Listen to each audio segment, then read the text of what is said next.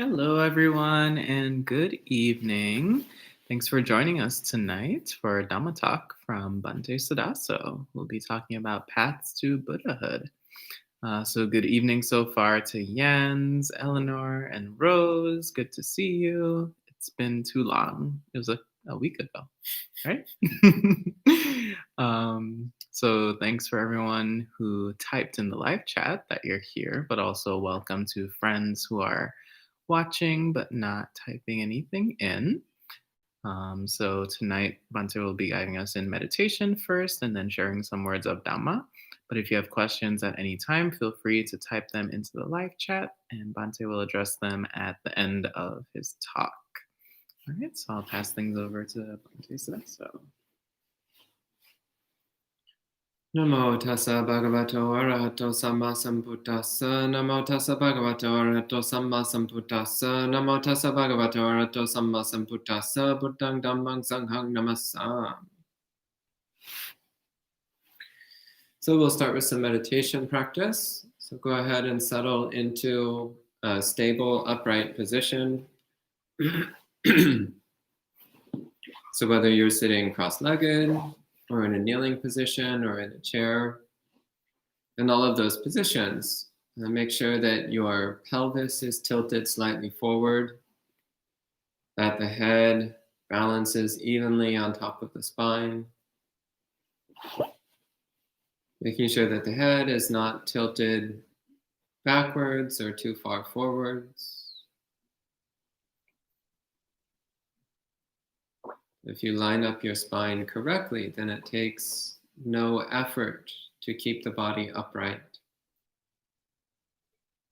These are the key points to look for.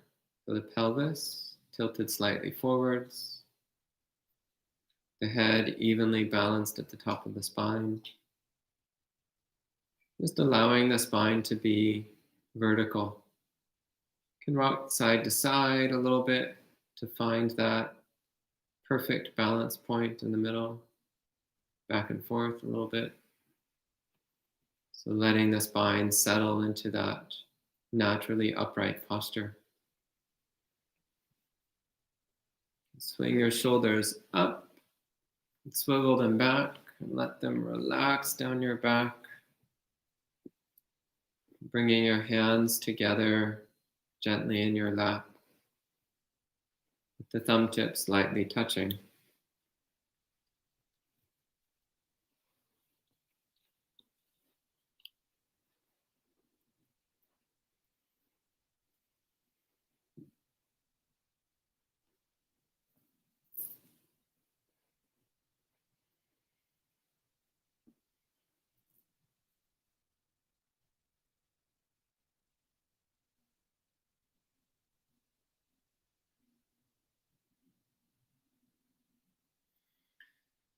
Start by taking a few deep breaths.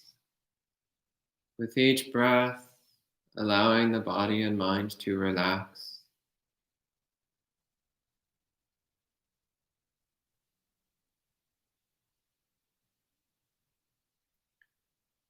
Letting go of whatever you've been doing during the day, whatever you've been thinking about, working on, or planning, letting all of that drop. You can return to it later. And letting go of any conversations you've had, whether pleasant or unpleasant, whether beneficial or counterproductive,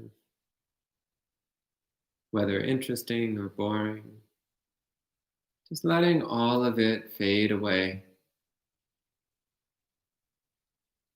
Just letting all the past fade away.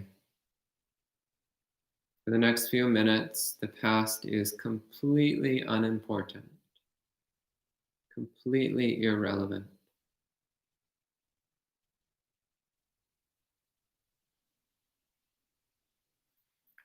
Similarly, give no thought at all to the future. No thought at all to what might happen next year or next month. or next week, or tomorrow, or after the talk, or even what might happen during the meditation period. So completely dropping the future. It's all just stories that we tell ourselves anyway. So dropping the past, dropping the future, letting those stories fade away. That's all it is, just stories of the past, stories that we tell ourselves and pretend that they're real, stories of the future that we make up and pretend are true. Just let the stories fade away.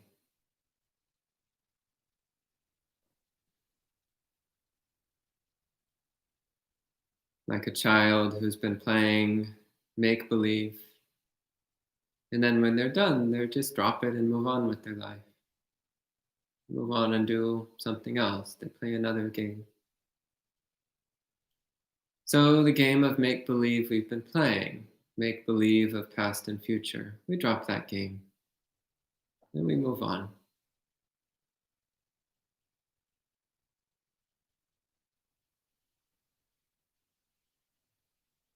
Focusing attention on feeling the present moment at maximum intensity, maximum clarity. We're taking an interest. What does the body feel like right now?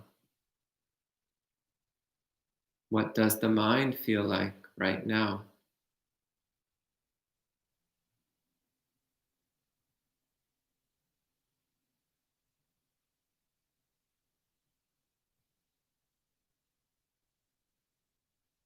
There's no time to answer this question. There's only time to feel the answer arising in each moment. A new answer every instant. What is it now? What is it now? What is it now?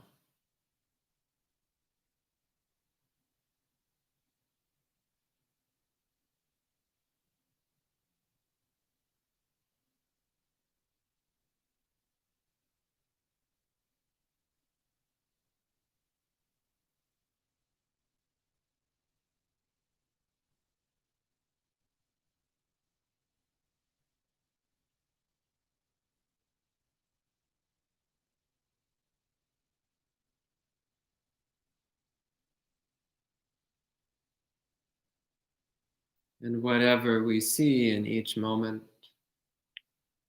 we accept it with gentleness,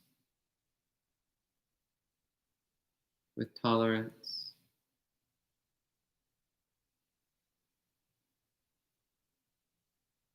Knowing that this too has a place.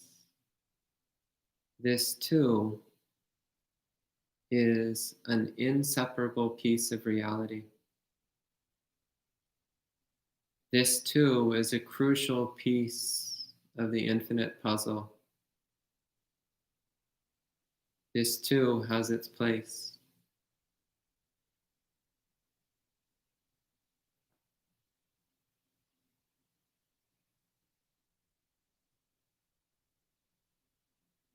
Whatever the moment brings, whether it's pain or pleasure, frustration or satisfaction,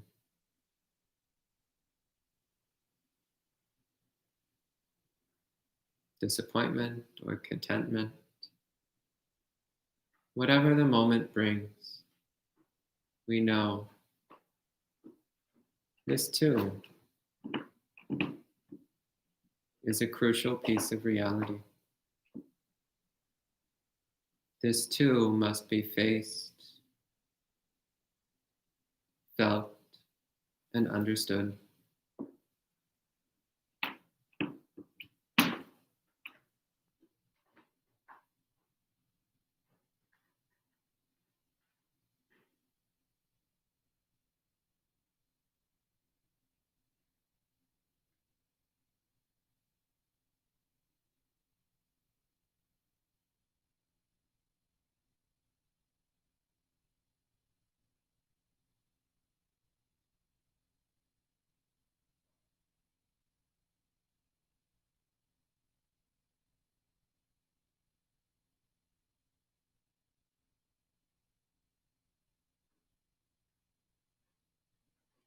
And we know that this moment is the most real thing we've ever experienced.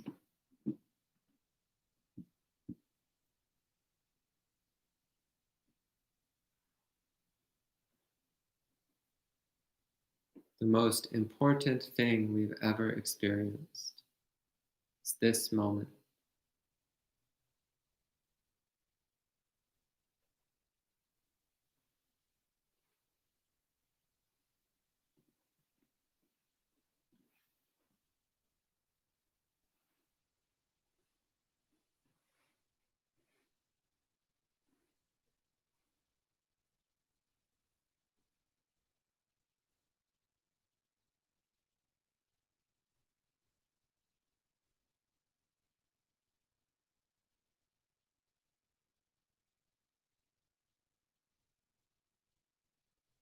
So we hold the mind steady in a still, alert, direct knowing of this moment.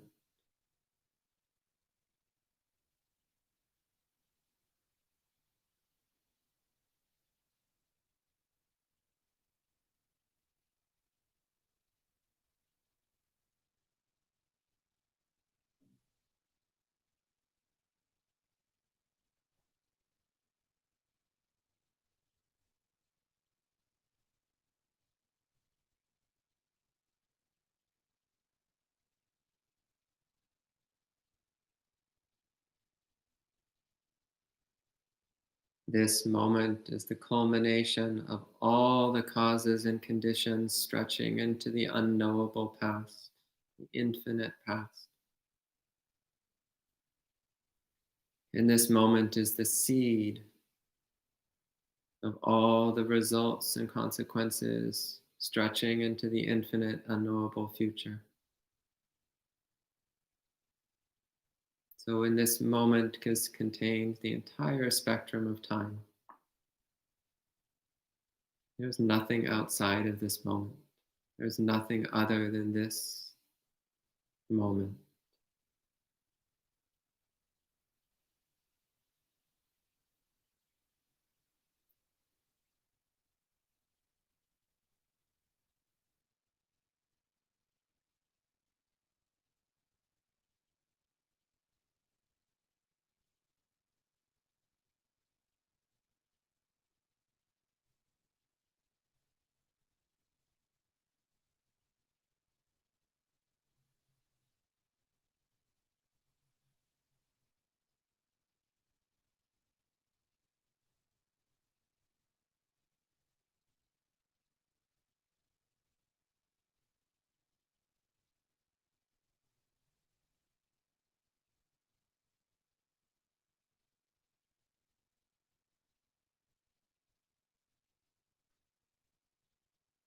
In this complete direct knowing of this moment is the reflection of the entire Buddha mind.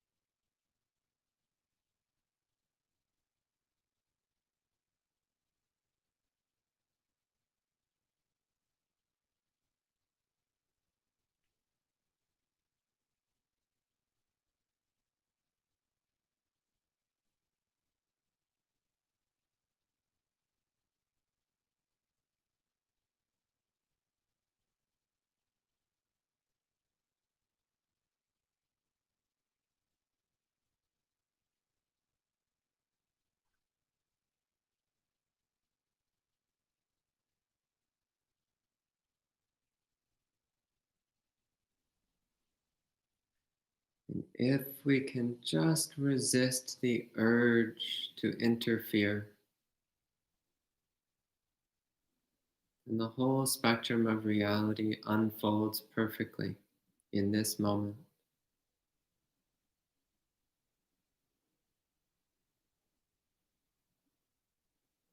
If we can just sit silent, still, alert.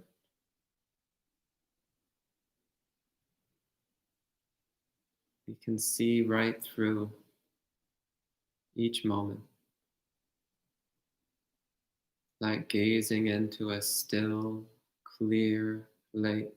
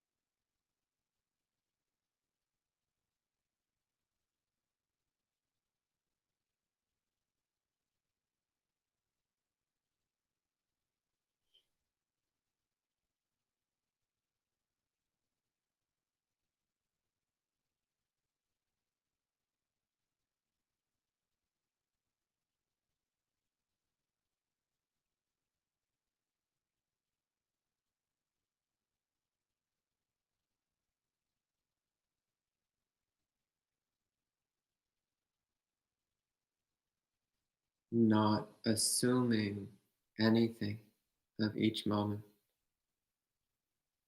not projecting anything,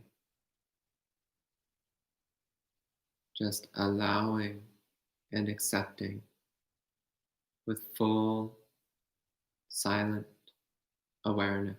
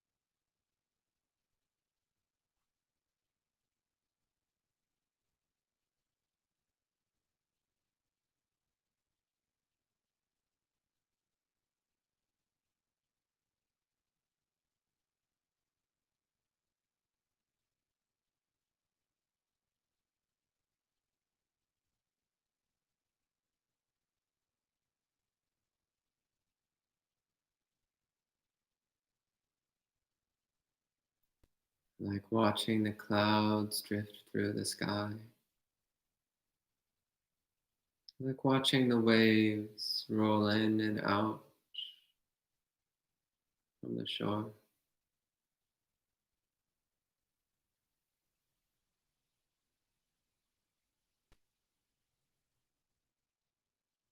We watch the moment undulating through the mind.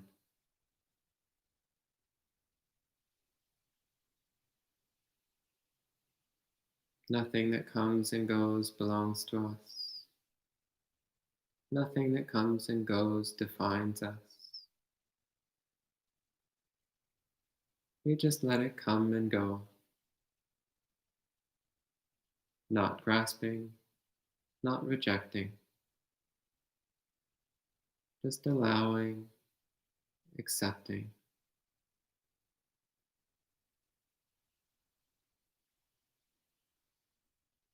Knowing clearly.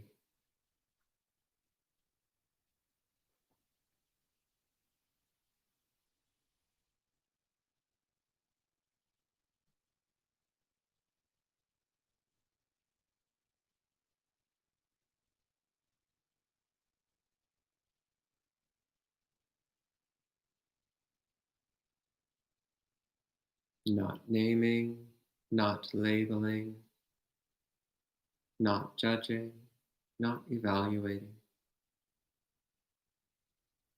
Just letting the flow of experiences roll unhindered through the mind.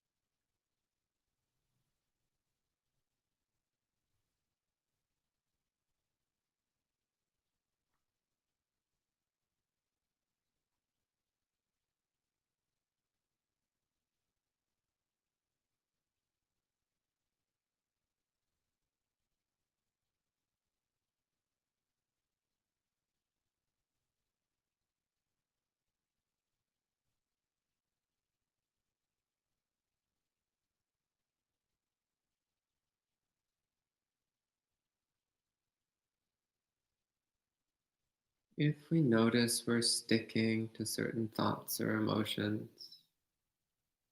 we can gently remind ourselves, not me, not mine, and let those thoughts and emotions melt back into the waves.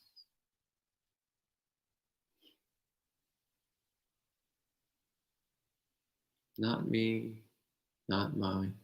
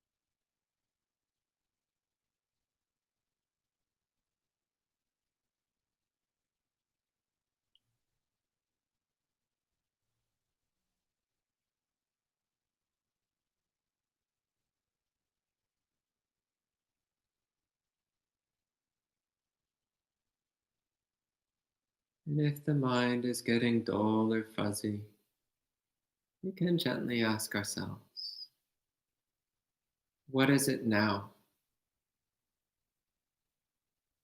What is it now? What is it now?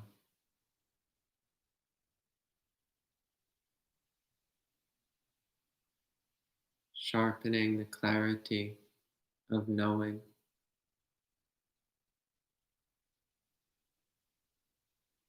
as we watch moment after moment slide through the mind.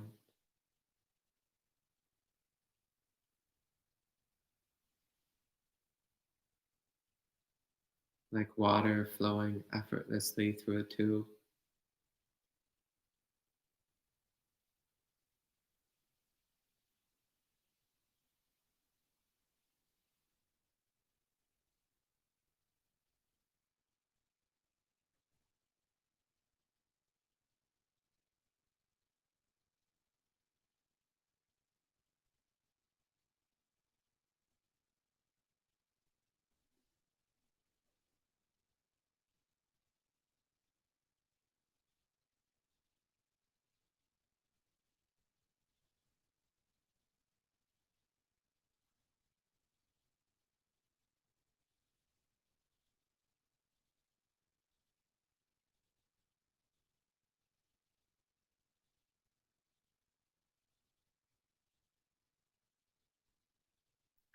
And when the bell rings,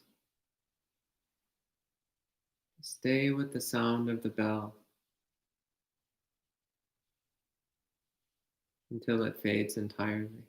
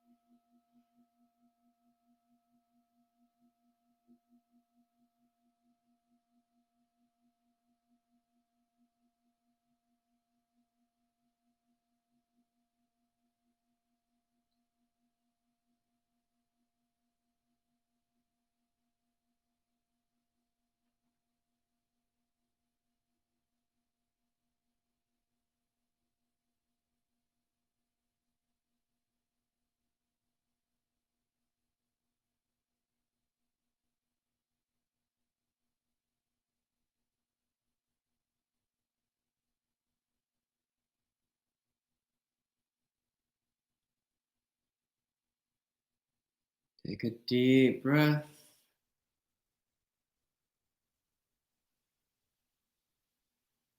Let it out slowly.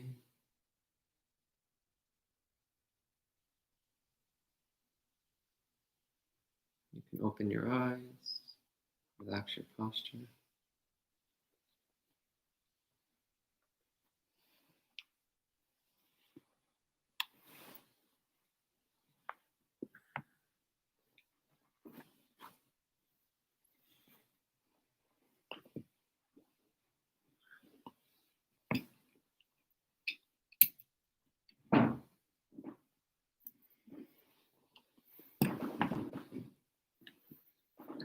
So thank you, Bhante, for guiding us in meditation, and welcome to some other friends joining in. So hello to Adriana from Florida, Ned and Elaine, and welcome to everyone else who's also joining in. There's already a couple questions, but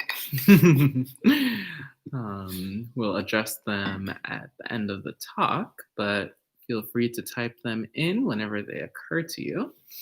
And hello to Mark, who's also joining in. So at this time, I'll pass things over to Bhante Suddhāso for some words of Dhamma. Thank you.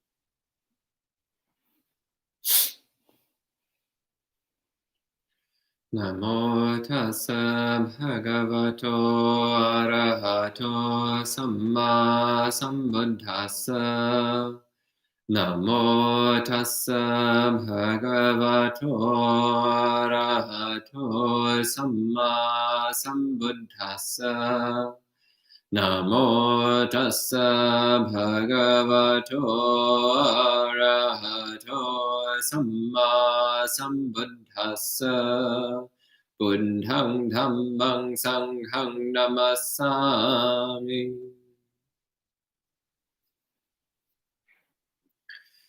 Good evening, friends. So I don't know about you, but I personally really enjoyed that period of meditation. So the method that we were practicing is actually the very first meditation method that I ever learned. And it's one which I've returned to over and over and over again over the years. And every time I come back to it, I find new depths to it.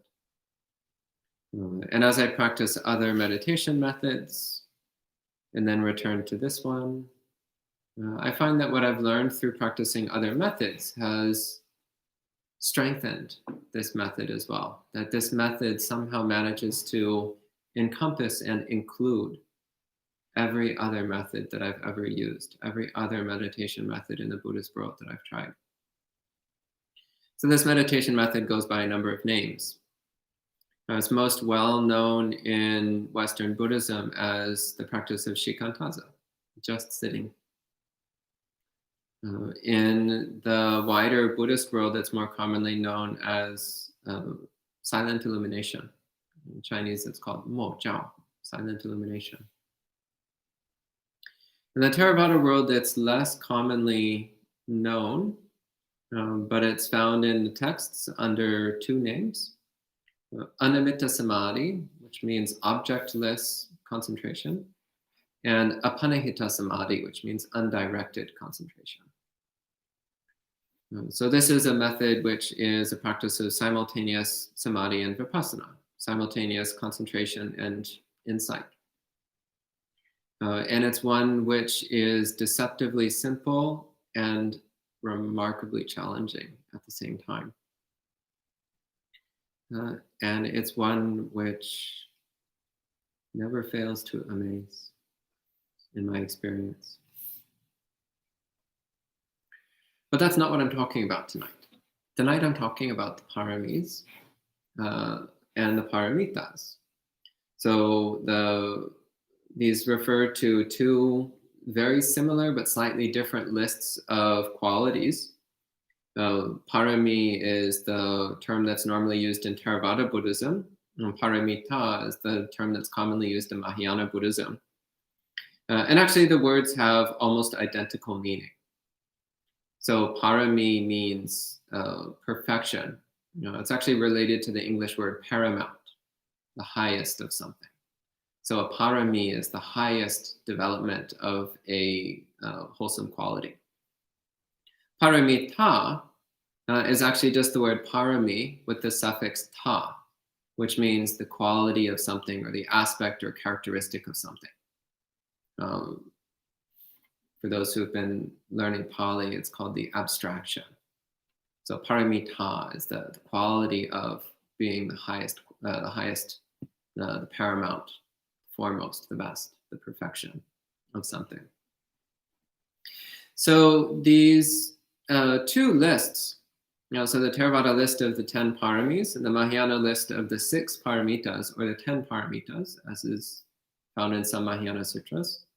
These are both given as the list of qualities which one needs to develop if one wishes to become a Buddha. So these are particularly the qualities which an aspiring bodhisattva needs to develop if they wish to become a Samma Sambuddha in most likely a future life. These are still important qualities to develop if one wants to attain enlightenment in this life, if one wants to become an arhat, a perfected being in this life. All of these qualities are still relevant. All of these qualities, in fact, are necessary to one degree or another if one wishes to attain awakening in this life. But these lists are particularly given as the necessary characteristics which one must cultivate to perfection if one wishes to become a Samma Sambuddha in a future life. So I won't go extensively into the different kinds of awakening, but I'll just touch briefly on it now. Maybe a future talk I can talk about Arhat, Pacceka Buddha, and Sammasambuddha, these three different kinds of awakening. But now I'll just briefly state that the main difference is that a Sammasambuddha is one who attains awakening by themselves without instruction at a time and place where the Buddha's teachings are unknown, where nobody knows the Buddha's teachings. So the most recent Sammasambuddha in this world was named Siddhartha Gautama, and he lived in northern India about 2,500 years ago. And as with all Sammasambuddhas, he was born as an unenlightened being. He referred to himself as an unawakened bodhisattva. That was how he referred to himself. So he was born as an unawakened bodhisattva, someone who was aspiring to attain awakening but wasn't there yet. And then through the course of many years, he practiced morality and concentration and wisdom, and eventually attained full enlightenment without instructions, because nobody at the time knew what Buddhism was. So nobody could teach him how to become a Buddha. He had to do it on his own. Then he could teach others. And he taught many things over the course of his lifespan, many different ways of approaching the path to awakening. And all of that has come down to us in two major collections of works. So the Theravāda collection, which focuses primarily on attaining enlightenment in this life as an arhat, and the Mahāyāna collection, which is focused primarily on becoming a Sammasambuddha in a future life. So nonetheless, there's some overlap between these two bodies of information, these two collections of Buddhist teachings. So, for example, the Theravāda texts, although primarily interested in the path of awakening in this life, do also speak about the capacity to develop the qualities of a bodhisattva that lead to becoming a Sammasambuddha. And that's summed up in the 10 Pāramīs. And the Mahāyāna sutras, of course, pay a tremendous amount of importance to attaining to Sammasambuddha, becoming a Sammasambuddha in a future life. But they also speak a bit about how to become awakened in this life as well. So what I'd like to do for this evening is to list the qualities, the Pāramīs and the Pāramitas from both the Theravāda and Mahāyāna schools, talk a bit about what each quality is, and point to the similarities and differences between these two lists, point to how they overlap and where they relate to each other, and perhaps how we can see these as not being dramatically different from each other. So first off, in the Theravāda school, we see a list of 10 Pāramīs. So the first one is dana, which means giving or generosity. Then sila, which is morality, virtue. Nekkhamma, which is renunciation. Panya, wisdom. Virya, energy or effort. Khanti, which is patience, endurance, acceptance, and forgiveness, all in one word. So I particularly like this word khanti because it wraps together so many critical wholesome qualities. In particular, I like the fact that it has this meaning of forgiveness, as well as these meanings of acceptance and tolerance. So this was a critical element of the meditation practice that we were doing just now. Accepting each moment, tolerating each moment, and forgiving in each moment. So letting go of our stories of past and future is an act of forgiveness. Forgiving ourselves for everything we've ever done, and forgiving others for everything they've ever done. And so we drop the story, we drop the grudge. That's forgiveness. We accept what's happened, and we tolerate it. That's forgiveness. So I really like this word khanti, how it wraps together these qualities that in English, these words have quite different connotations. Forgiveness, endurance, acceptance, tolerance, they have quite different connotations. But in Buddhism, these are seen as all being different aspects of the same characteristic of mind, different nuances of a frame of mind, which is able to hold whatever experience it faces without resentment, without disappointment. The next quality in the Theravāda list is satya, which means truthfulness, or simply truth. Then we have adhitthana, which means determination or resolution. Metta, which means friendliness or loving kindness. And finally, upekkha, which means equanimity. Then the Mahāyāna list, first the 6 which are most commonly spoken of.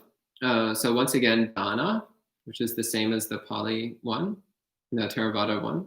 Sila, khanti, virya. Again, these are all the same from the Pali list. Then we have jhana. So this one is, jhana is not specifically mentioned in the Theravāda list of paramis.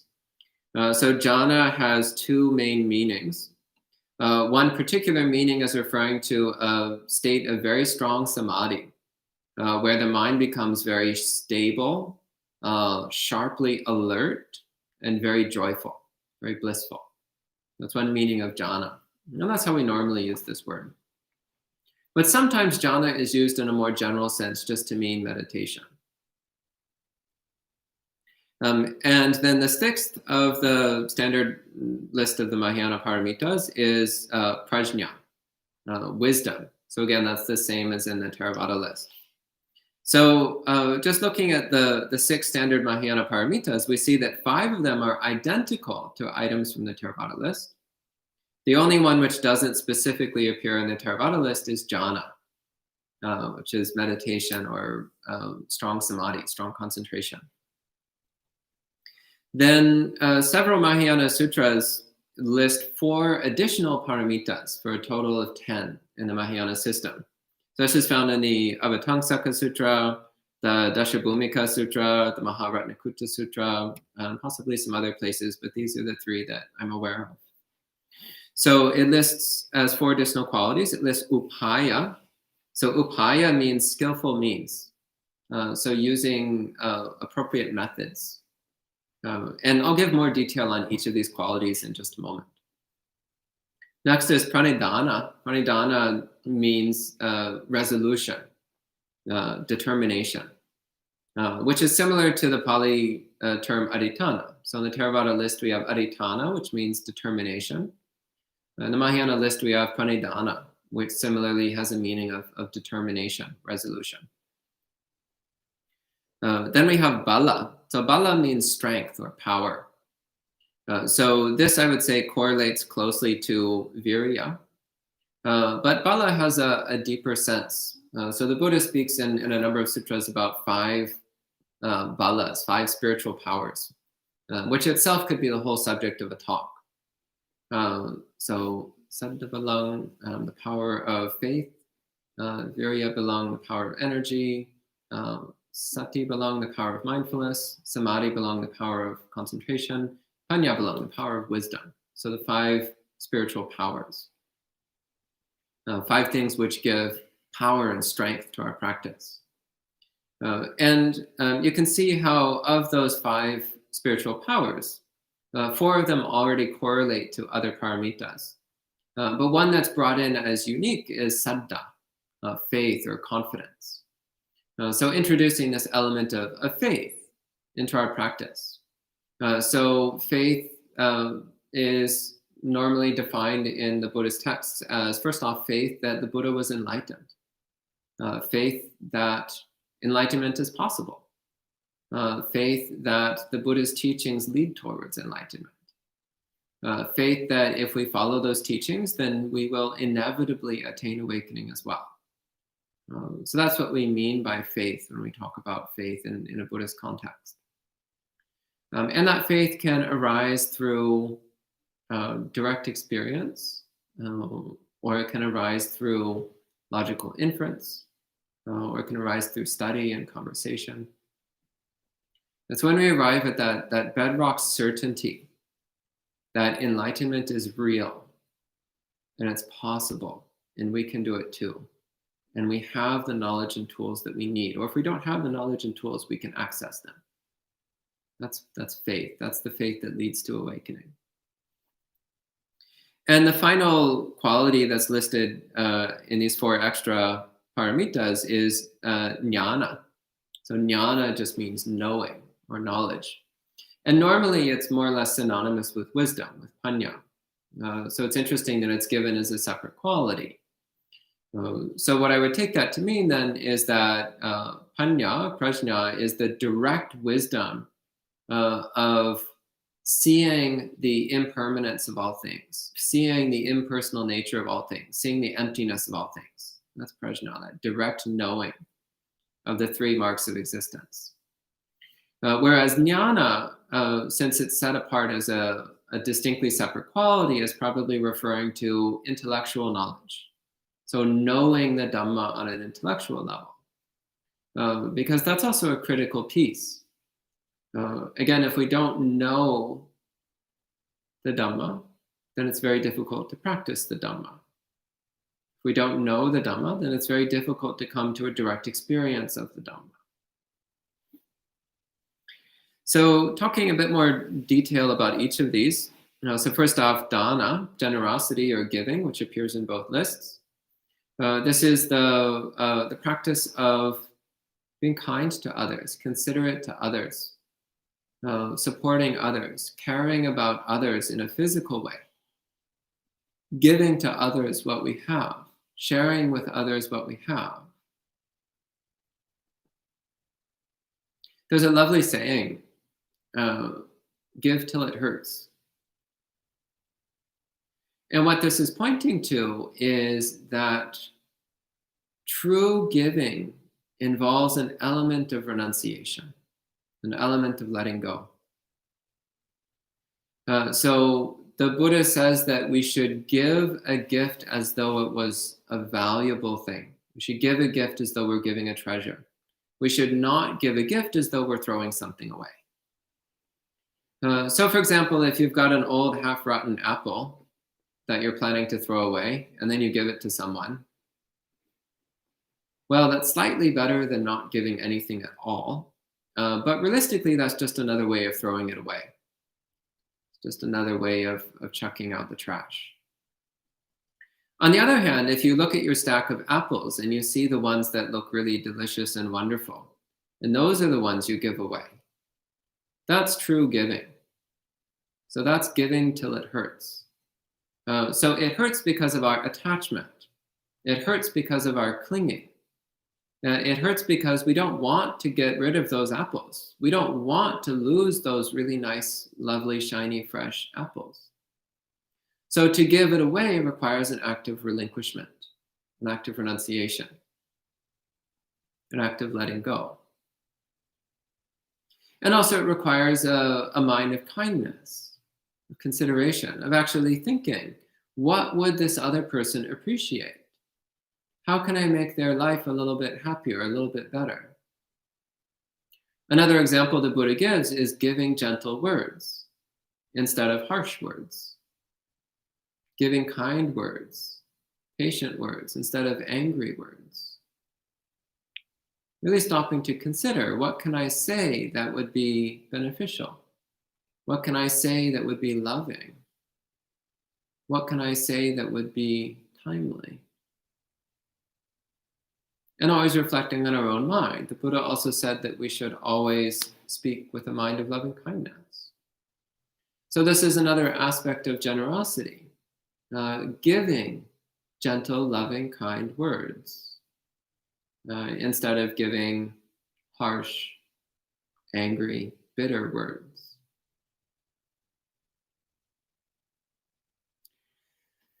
And giving also includes morality. So the Buddha says that when we take the precepts of not killing, not stealing, not engaging in sexual infidelity or assault, not stealing, not telling lies, I mentioned stealing twice. Apparently, that's an important one in my mind right now. Not using intoxicants. When we take on the practices of refraining from harsh speech, malicious speech, divisive speech. When we take on these training precepts, we're giving the gift of fearlessness to the world. That's also a practice of giving. So actually, I could talk just about dana, and ultimately I would wind up talking about every single one of the other paramitas. And this is one characteristic of the paramis. As we start to dig at them, we see that each one contains all of the others. So the next one on the list is sila, which is morality. The fundamental basis of sila is not harming any living being, trying to help all living beings. These two basic principles. Don't hurt anyone, try to help everyone. That's it. That's morality in Buddhism. Very simple. Of course, we have precepts and such, as I just mentioned. We have particular examples and ways of working this out. But fundamentally, we know. Often it boils simply down to looking at our state of mind. What's our state of mind? When our mind is filled with self-centeredness, narcissism, irritation, resentment, anger, hatred, self-righteousness, indignation, what does that feel like? We know what that feels like. What is every single word and action that we take based on those mind states going to turn out? Like poison. We start with a poisonous mind, we utter poisonous words, and we do poisonous actions. We know. Nobody needs to tell us, we just need to look at our own mind. We know.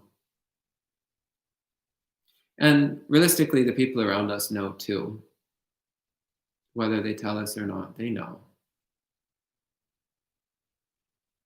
So as much as we try to excuse our harmful thoughts, speech, and deeds, there is no excuse.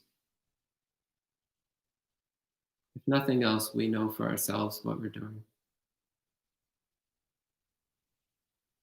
And we are our own most unrelenting judge.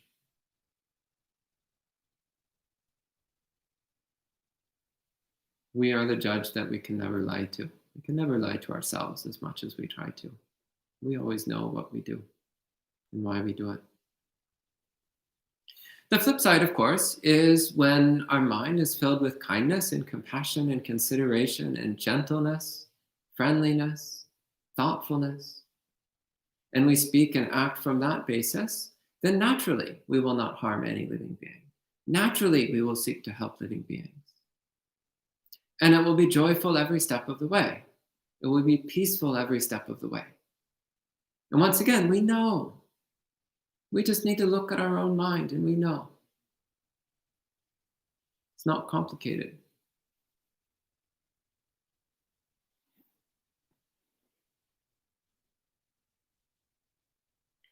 The next one on the list is nekkhamma, which is renunciation.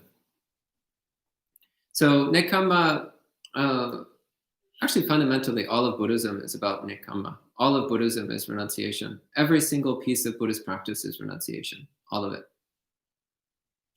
So I've actually already spoken about it.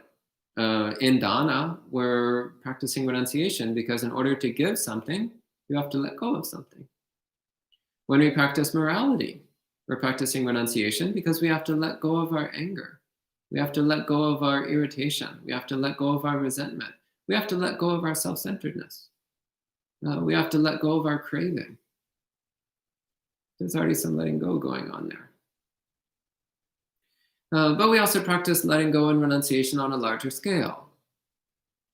So the epitome of this in the Buddhist world is the life of a monk.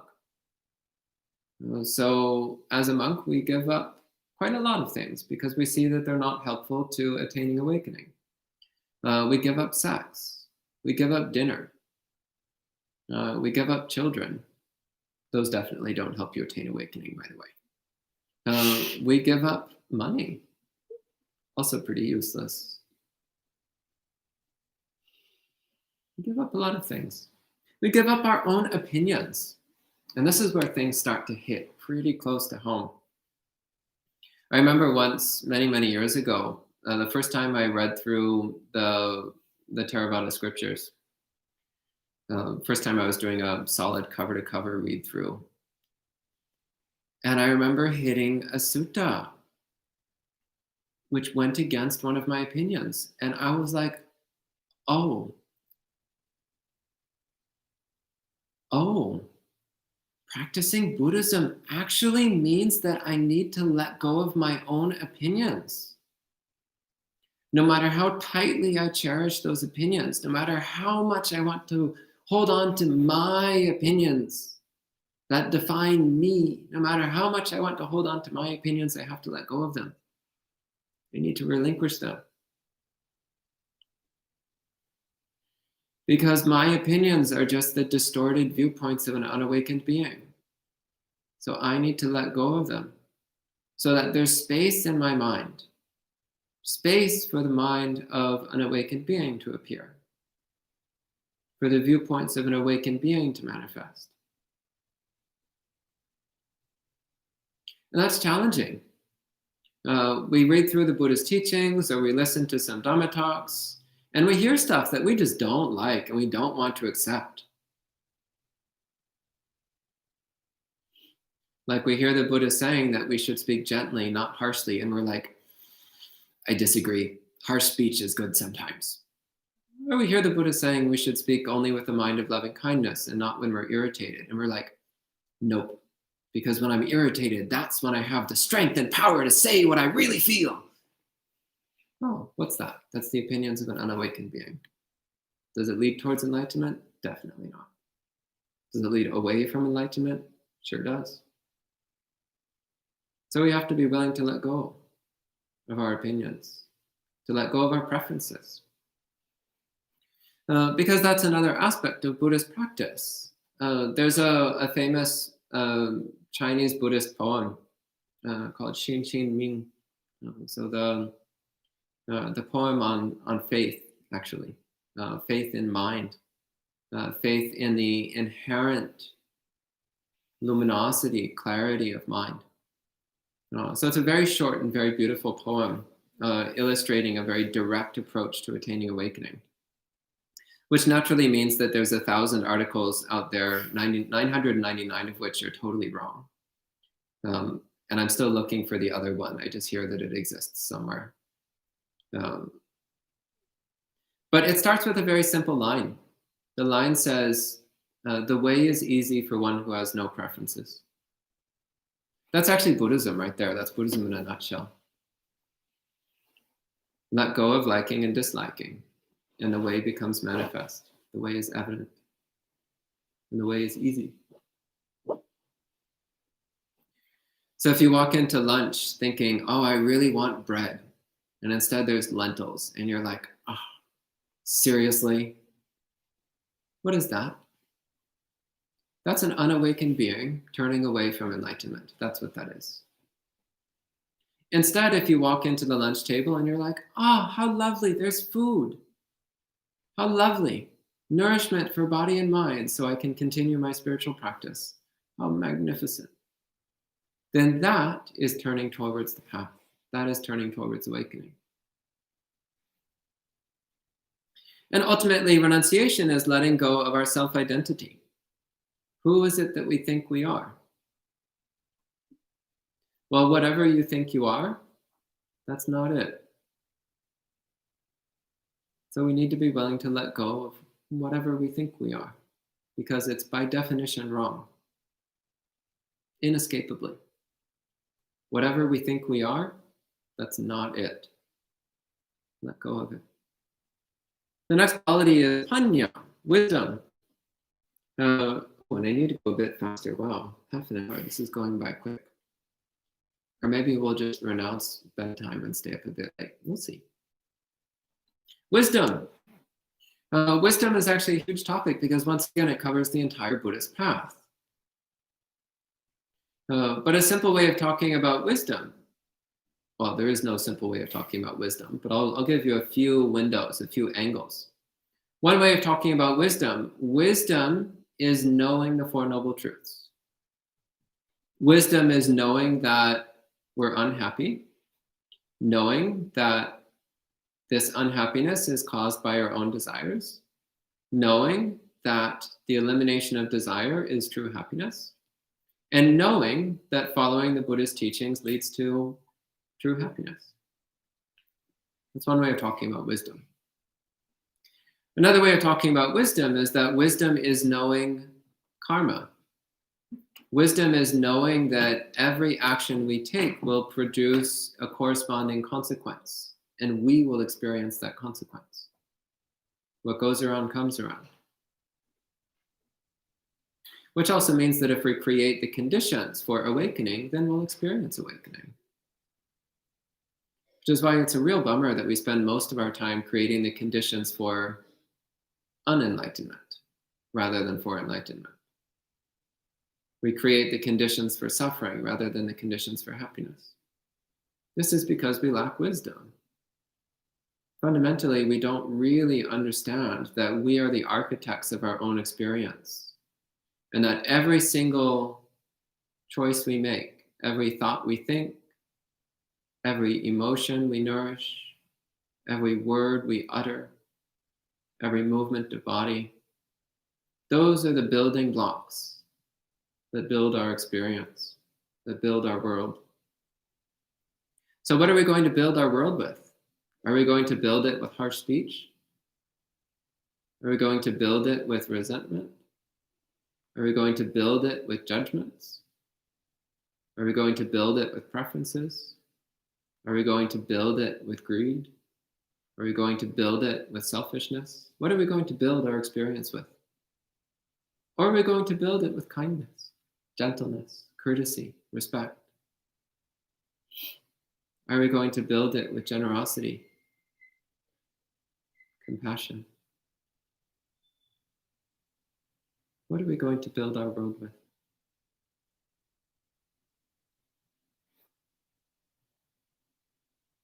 The next quality is virya, which means effort or energy. And it's from the root vir, which means hero.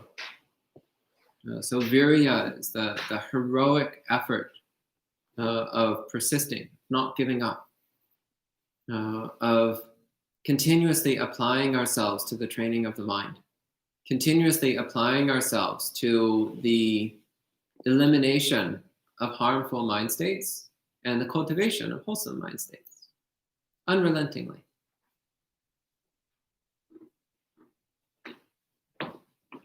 Of course, you need to sleep sometimes. In fact, that's part of our practice. There's a really lovely saying from the Zen school. Apparently, I'm in one of my Zen moods this evening. There's a lovely saying from the Zen school. There's a Zen master who said, when hungry, eat. When thirsty, drink. When tired, sleep. Very simple. So what this is pointing to, well, it's pointing to a number of things, but one thing that it's pointing to is the simple fact that if we don't take care of our basic physical needs, then our practice becomes extremely difficult. If we're starving, dehydrated, and sleep deprived, then good luck meditating. It's not going to go particularly well. If your practice is really strong, then you can endure. But generally speaking, our practice goes best when our body is relatively healthy, when we've had enough to eat, enough to drink, enough to sleep. Then that's when the mind is sharp and bright and clear. That's when we're ready to go. So there's an element of practicality here. So we talk about applying unremitting effort and energy, but also the practicality of looking after the body, of taking care of the conditions which allow us to put forth energy, creating the conditions which make it possible to rouse energy and apply effort.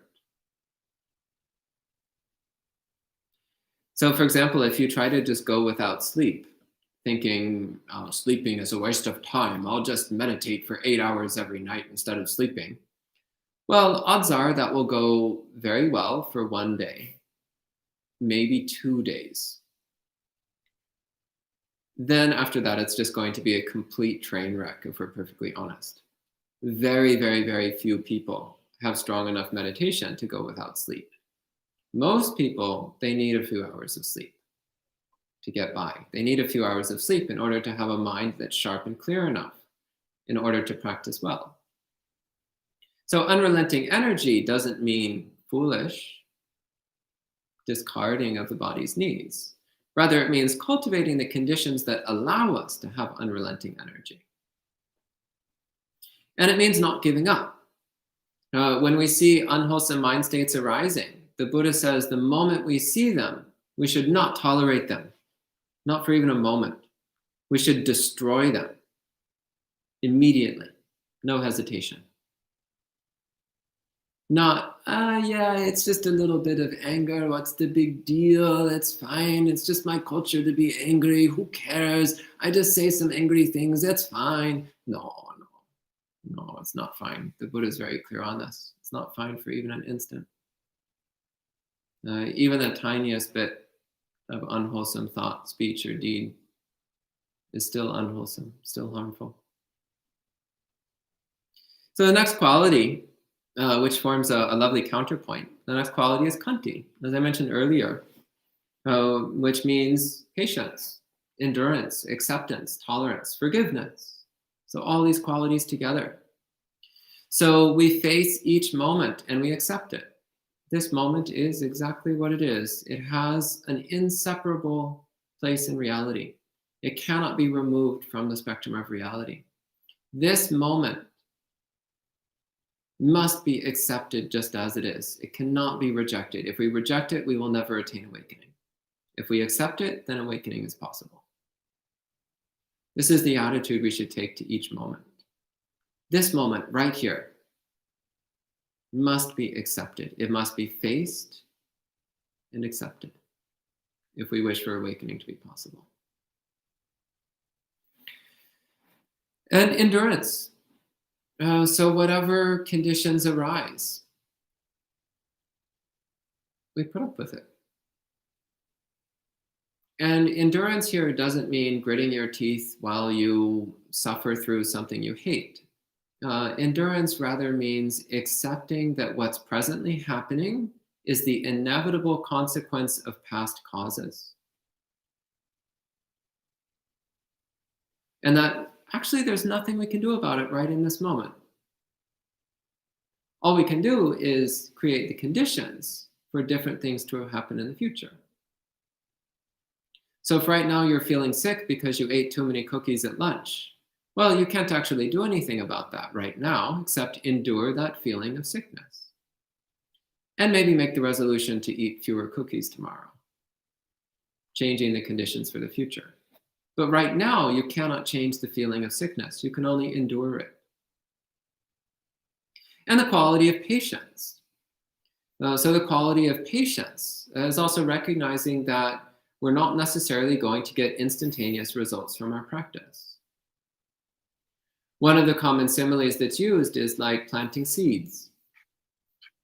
If you plant a seed in the ground, and then you come out the next day and you're like, hey, what's going on? There's no tree here. I put the seed here yesterday and I come out today and there's no trees. Well, be patient. Trees take a while to grow. And then maybe a few months later, you see the little sapling poking up and you're like, well, where's my apples? There should be apples. There's a tree. Why are there not apples on the tree? Well, be patient. It takes a few years for the tree to mature and start producing fruit. It doesn't happen instantly. All we do is create the set of conditions, and eventually the tree will produce fruit. But you can't just put a seed in the ground and expect there to be apples just magically appearing out of thin air. We have to be patient. So in our practice, we're constantly planting the seeds of Buddhahood. But you have to wait, be patient. Those seeds will ripen in their own time. We just need to make sure we keep nurturing them, watering them, looking after them. So we water them with wholesome thoughts, words, and deeds. And be careful not to put on the poison of unwholesome thoughts, words, and deeds. And finally, the last quality of khanti is forgiveness. So this is recognizing that the people that we encounter in our life will often do things that we like, things that we find upsetting, disappointing, offensive. And that they're doing so probably as a result of their own defilements, their own confusion. So we forgive them. We understand that what they're doing is just coming from their own suffering. So we forgive them. And we wish for them to be free of that suffering. And we also forgive ourselves in the same way. We see that we have done countless unwholesome things, countless harmful things, countless unwise things, as the result of our own suffering, our own defilements and delusions. So we understand the source of our own unwholesome choices. We understand that we are suffering as a result of those unwholesome choices. We forgive ourselves. And out of compassion for ourselves and others, we wish to do better. We vow to do better. So not holding on to resentment, either towards others or ourselves. So resentment towards others is grudge bearing. Resentment towards ourselves, an unwillingness to forgive ourselves, often takes the form of guilt. This perpetual feeling that we hold on to, this feeling that we've done something terribly wrong. Well, what is that? That's an unwillingness to forgive ourselves. The moment we forgive ourselves, the guilt vanishes. Guilt is a sign that we've not yet forgiven ourselves. So look at that. Who are we not forgiving? Others? Ourselves? Both? What good is it doing us to hold on to these grudges? Grudges towards others, grudges towards ourselves. Is it doing any good at all?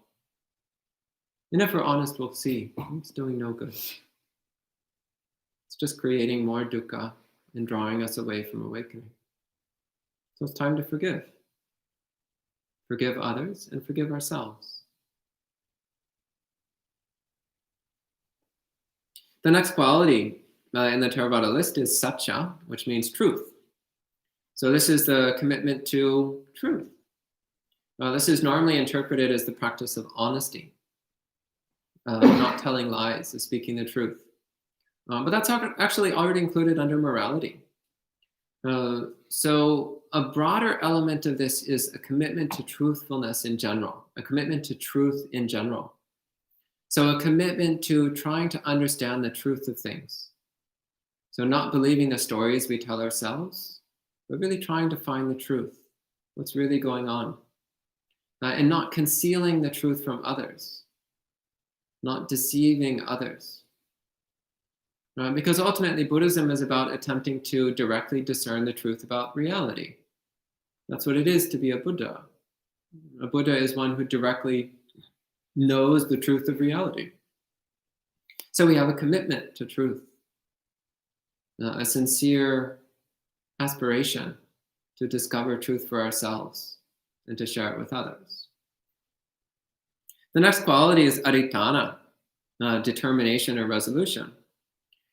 So this is the practice of making vows. A very simple example of this is when you sit down to meditate. You make a resolution that you will not get up until the timer goes off, until the time is up. If you want a stronger resolution, you resolve not to move until the timer goes off. If you want a stronger resolution, you resolve not to stray from your meditation object until the timer goes off. That's challenging. And commonly we use determination in daily practice. So in monasteries, it's common to make specific determinations for periods of time. There's one monk I knew who he had serious problems with food cravings, food addictions. So he would make determinations such as, for 1 week, I will not eat any desserts. For him, that was a really big deal. For 1 week, he would not eat any desserts. It's a simple resolution, but by taking on simple resolutions like that over and over again over a period of time, he built up the power of self-determination, the power of making resolutions and keeping them. And that power of making resolutions, of keeping the resolutions that we make, when strong enough, then we can make a resolution for enlightenment, a resolution for awakening, and we'll reach it. We won't back down from it, no matter how difficult it gets. The next quality on the Theravāda list is metta, friendliness, loving kindness. A very important quality. So this is one of the qualities of all enlightened beings. They all have very strong friendliness, very strong loving kindness. They really care about every living being they encounter. And they express that caring through kindness, gentleness, thoughtfulness, generosity, consideration, through body, speech, and mind. And the final quality on the Theravāda list is upekkha, equanimity. And equanimity, if you look closely at the word, upekkha actually literally means looking closely. So equanimity does not mean indifference or apathy. It means looking closely at each moment without being disturbed at all by what you see. Looking closely at each moment without pushing anything away and without trying to latch on. Looking closely at each moment as it flows through the mind, just as we were doing during the meditation. Closely watching each moment as it flows through the mind without sticking. So equanimity, again, is a critical element for all of these. These all fit together, they all flow together. Then in the Mahāyāna system, again, many of them are identical or closely identical. The ones that are a little bit different, so first off, upaya, skillful means.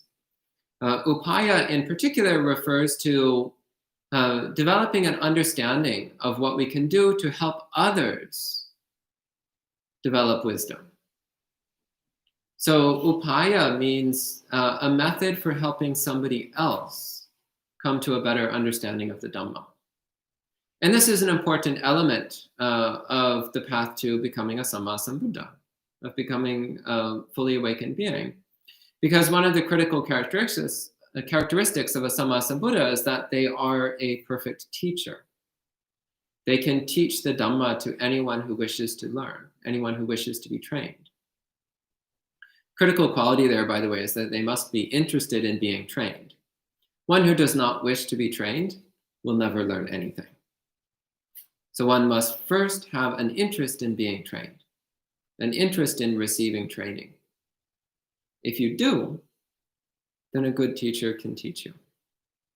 But if you do not have an interest in being trained, then even if you're face to face with a Sammasambuddha, you will not learn a single thing. So we recognize that ultimately, it does depend upon the other person's willingness to be trained, but it also depends upon our skill in teaching. So out of compassion, we try to learn how to show the Dhamma to anyone who's interested in being trained. So that's this parami, this paramita of upaya. It's developing an understanding of how to guide others to a deeper understanding of the truth. Learning how to discern the characteristics and qualities of the beings that we encounter. Because the methods that work for teaching one person may not work so well for teaching another. The qualities that can train one person may not work so well in training another. So we need to be able to develop a discerning mind, which can discern the proper methods to use in training each being that we encounter. So that encompasses everything in both the Theravāda and Mahāyāna paramitas. And so I've given quite a long talk by my standards. I usually like to give 20 or 30-minute talks. Today we're getting close to an hour, so I think it's time for me to stop. And if there's any questions, please go ahead and type them in and I'll answer as best I can. Thank you. Bhante, sadhu, sadhu, sadhu. And there's several questions. So the first one is, could you describe one of your typical meditation sessions? How do you settle in? Any tips for days when thoughts are relentless? Do you note the breath or do you just observe without noting? We actually gave a meditation guidance during the start of this live stream, so you can refer back to that. I think that answers your questions pretty well. And Bhavani asks, how can one develop paramis through meditation practice and how to dedicate that merit? Several of these are directly related to meditation practice. So nekama, panya, virya, kanti, sacha, adhitana, metta, upekkha, jhana, bala. Yeah, many of these are directly related to meditation practice. So I think that should be relatively evident. But actually, your meditation practice will support all the paramis. If you clearly know your own mind and stabilize your own mind, then your morality will be better. And if your morality is good, then your meditation will be better. So all the paramis support all the others. They all work together in concert. Okay. And Dan asks, path, path or fruit, do we strive for attainment or embody Buddhahood in the here and now? In Soto Zen, I've seen emphasis such as 1-inch Buddha. Sit for 10 minutes, you manifest Buddha for 10 minutes. These are not two separate things. Next question.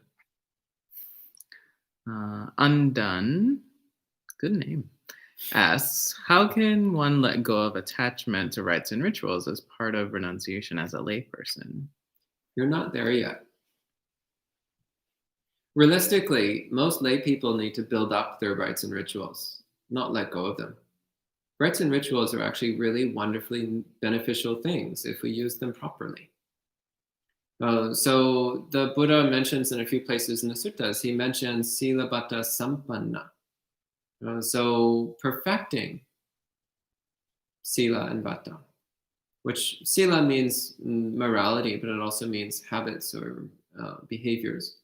And vata means religious observances and practices, or vows, it's sometimes translated. So we use rules of conduct and behavior. We use religious rituals and protocols as ways of training the mind. So if that's what you're doing, then that's wonderful. Keep doing it.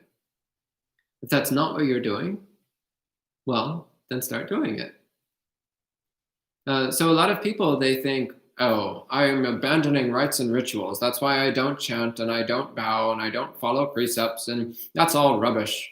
Well, that's not practicing letting go of rites and rituals. That's practicing letting go of Buddhism. And that's a great way to die confused. It's a great way to fail on the path to awakening. So cultivate a wholesome understanding of how to use practices and rituals. Cultivate a wholesome understanding of why ritual has been and continues to be a backbone of Buddhist practice for 2,500 years. It's not some little minor thing that got tacked on somewhere along the way. This has been a central component since the time of the Buddha. Don't discard it so lightly. Understand its importance and work it into your daily life. Okay? That is letting go of rites and rituals. It's when we incorporate them into everything that we do. It's when we use rites and rituals as a part of training the mind. That's when we let go of silabata paramasa. Silabata paramasa means a misunderstanding of rites and rituals. Silabata sampanna means a full understanding, a proper practice of rites and rituals. So letting go of silabata paramasa does not mean that we don't do rites and rituals. Quite the opposite, in fact. It means that we do rites and rituals with the proper understanding of their value and importance. Okay? Next. And Kristen asks, how does one balance letting go of opinions with discovering how the Dharma resonates? I'm specifically thinking of the encouragement to see the truth of the Dharma from one's own experience. Yeah, the Dhamma has nothing to do with your opinions. The Dhamma is just the Dhamma. So approach the Dhamma with a humble mind. Approach the Dhamma with the mind that whatever you think is probably wrong. Whatever opinions you have are probably wrong. Whatever perspectives and viewpoints you have are probably wrong. So approach the Dhamma with the sincere interest to take on the point of view of a Buddha, with a sincere willingness to give up your opinions and beliefs, no matter how tightly cherished they are. Okay, next. And Louise asks, what do you think of metta being translated as goodwill? That's okay. Next. And that was the final question, actually, but lots of thank yous for the talk and for answering the questions. Adriana said that's how she reacts to the seeds, by berating them for not being trees that bear fruit. And yes, so if that's the final question, I think that is it for the night. So thanks everyone for joining us. Oh, Robin, once again, with a question near the end. How do you know when it's a good time to give up your opinions or beliefs? It's always a good time. Basically, whenever your opinions and beliefs are not directly in line with Dhamma, that's the time to give them up. And if you think your opinions and beliefs are in line with the Dhamma, then ask. Ask senior monastics. Tell them your opinions and ask them if that's in line with Dhamma. Read the suttas. See if your opinions and beliefs line up with what's in the suttas. Constantly check in with your own experience. Are your opinions and beliefs leading to you doing wholesome things or unwholesome things? Is it leading to you speaking gently? Acting considerately? Is it leading to you practicing renunciation and generosity? Or the opposite? So see, what's the effects of your opinions and beliefs? Does it lead to you acting like an enlightened being or acting like an unenlightened being? Okay? All right. And Undone is very thankful that you answered their question. And Rose, Christian, Eleanor, Gita, a name I can't pronounce because it's not written in Roman characters, also say thank you. And Adrian's wishing everyone a good night. And then Undone asks, where can we have one-on-one chats with monastics during this COVID period? And right here, actually. Well, not YouTube per se, but you can send us an email there. And we'll do our best to get back to you. And if you're in the area, then we do have private visits, but we can explain precautions and all that. For everyone else, tune in tomorrow morning for a sutta study.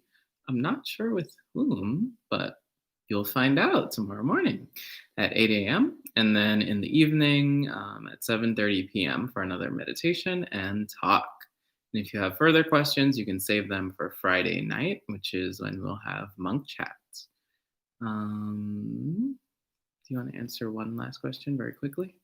Very short, I think. So Anthony says, I'm currently a Catholic, but curious on the path of Buddhism.